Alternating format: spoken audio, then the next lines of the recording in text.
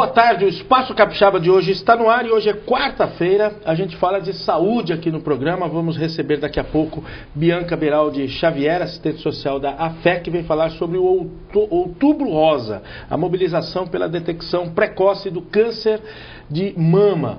Você vê monumentos por esse Brasil afora com a iluminação cor-de-rosa à noite, e aí às vezes fica perguntando, mas por que o Cristo Redentor está desse jeito? Por que acho que até o Convento da Penha, né, Eli? O Convento da Penha está com aquela luz cor-de-rosa. É uma forma de chamar atenção para essa campanha, você vai saber do que se trata. E vem aí novos tratamentos para o câncer de próstata. A doutora Kitia Persiano, que está aqui, acabou de chegar de Milão, de um congresso que discutiu os avanços para o combate ao câncer da próstata. Você vai saber que novidades são essas. Também no programa de hoje vem a entrevista com o Murilo, lá do Yahoo, vem falar sobre o investimento de mais de 1 milhão. Olha só, já imaginou descer de um tobogã de 90 e tantos metros, 20 e tantos metros de altura e 90, é uma descida imensa, né? E ele vem contar pra gente sobre esses investimentos e como aquela casa está se preparando para o verão. Mas antes, um breve comentário sobre política. Amanhã vem participar do programa o Eduardo Gava, sociólogo, que participa toda quinta-feira. Então, alguém precisa informar para esses candidatos à presidência da República que o Brasil não passou a existir depois de FHC e Lula. O Brasil já existe há mais tempo, porque a forma como eles se dirigem a nós, eleitores, é como se o Brasil tivesse passasse a existir a economia e todas as coisas que existem nesse país depois de FHC e Lula. Não, teve muita gente boa aí, na história desse país ajudando a construir esse maravilhoso Brasil. Não foram eles que construíram o Brasil, não. Podem tirar o cavalinho da chuva. Continuar desse jeito, eu vou votar nulo, vou votar em branco, porque eu acho que não merece o voto quem fala. Tem gente lá que fala que, olha, tudo que tem nesse Brasil fui eu que criei. O outro fala a mesma coisa. Então, eu não sei. Acho que eles estão exagerando na dose. Mas é a forma que eles descobriram para divulgar o trabalho das duas correntes mais fortes na política brasileira hoje. Doutora Kitia, tudo bem? Boa tarde. Boa tarde.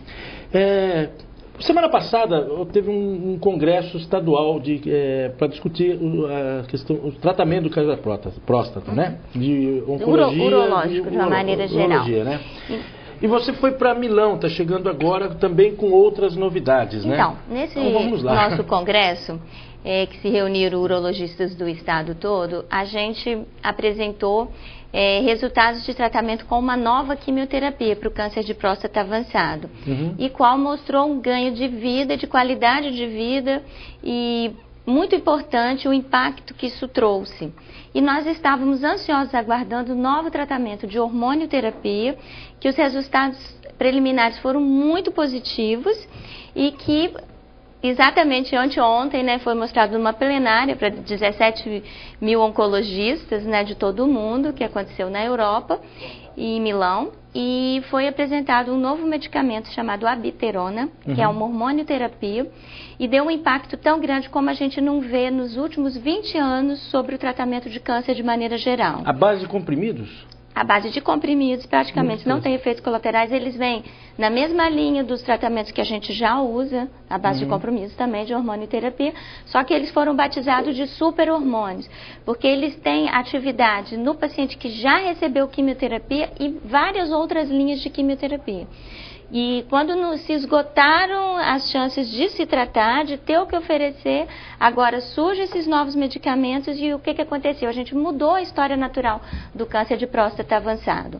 Até meados dos anos 40, a gente praticamente nada se fazia um câncer de próstata avançado.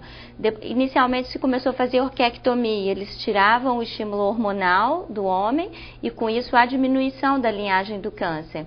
E com isso aumentou a sobrevida. Para os anos 60 foi criado os novos medicamentos, eles passaram a usar o hormônio como hormônio feminino, que também inibe a produção de testosterona e também aumenta a quantidade de vida. Depois se passaram a produzir novos hormônios que são específicos para câncer de próstata, né? Euloxin, bicalutamida, isso já nos anos 80. Quer dizer, então isso é tudo coisas assim muito recentes que foram acontecendo, e a gente do impacto de um paciente com câncer de próstata avançado que tinha um tempo de médio, né, de vida, muitos homens vivem mais, mas um tempo médio de 11 meses, hoje a gente vê que a maioria dos pacientes que vivem no mínimo 4 anos, 5 anos, viver menos que isso, são as exceções. A gente consegue quase que tornar um câncer avançado numa doença crônica, quer dizer, aquela doença que esgota um tratamento, passa para outro, e a pessoa vive muito tempo. Se você for pensar que a maioria das pessoas que tem câncer de próstata vão ter com 60 anos, 70, acabam falecendo até de outras doenças e não do câncer em si, de tanto impacto e tanta mudança que aconteceu. Sim. E veja bem, esse remédio, a abiraterona, que é um comprimido e ele é um hormônio, ele deu um impacto de quase 20% em relação ao grupo que não tomou nada.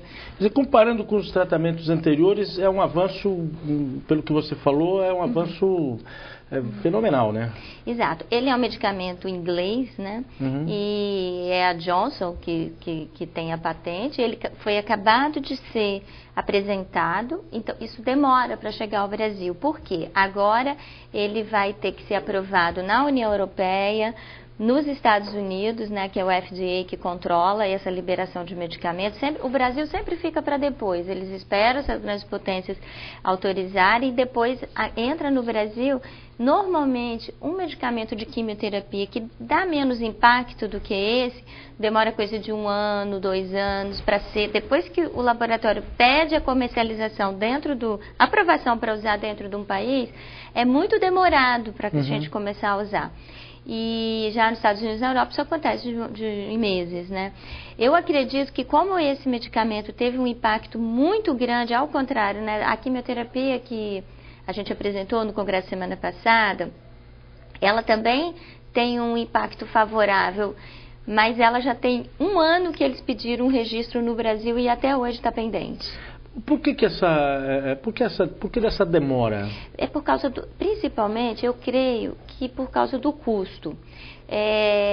Primeiro assim, não são medicamentos, como eu disse, isso é um avanço muito grande em relação aos últimos 20 anos, porque a maioria desses medicamentos, esses anticorpos monoclonais, essas drogas inteligentes que a gente usa para o câncer de maneira em geral, que são novos medicamentos, eles dão pouco impacto no tempo de vida e mesmo na qualidade de vida, a um custo muito alto. Você vê tratamentos de R$10 mil por mês, 15, 20 mil reais por mês, e que não dão um impacto muito grande. Então, na verdade, eu acho que eles fazem uma coisa meio que regulamentatória, assim, por causa do custo e impacto que isso que vai causar na saúde suplementar. A saúde suplementar, né, que rege os convênios. Certo.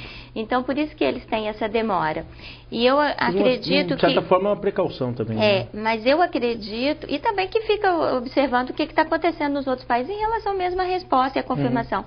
Nós tivemos recentemente um medicamento, um anticorpo monoclonal desses para câncer de mama, que a gente usa para câncer de intestino, ele foi aprovado para câncer de mama, e que agora a União Europeia retirou ele do mercado, porque no acompanhamento viu que ele não tinha um impacto muito favorável. Esperado, né? Exato. Bom, esse assunto é interessantíssimo. É lamentável que esses medicamentos demorem, mas tem um lado positivo nisso tudo, que espera-se o comportamento, digamos assim, desse medicamento, eu acho que nessa medicação dos pacientes que esse medicamento, como ele tem um impacto muito grande, é comprimido, talvez o custo não seja tão excessivo, eu acho que ele vai ser diferente desses que a gente tem visto até agora em termos de medicamentos oncológicos. Eu estou esperançosa e eu acho que a gente vai ter em breve essa arma para usar aí. Uma ótima notícia essa, né? Muita gente sofre aí com problema de câncer de próstata e novos medicamentos, ainda com menos impacto, menos sofrimento para os pacientes.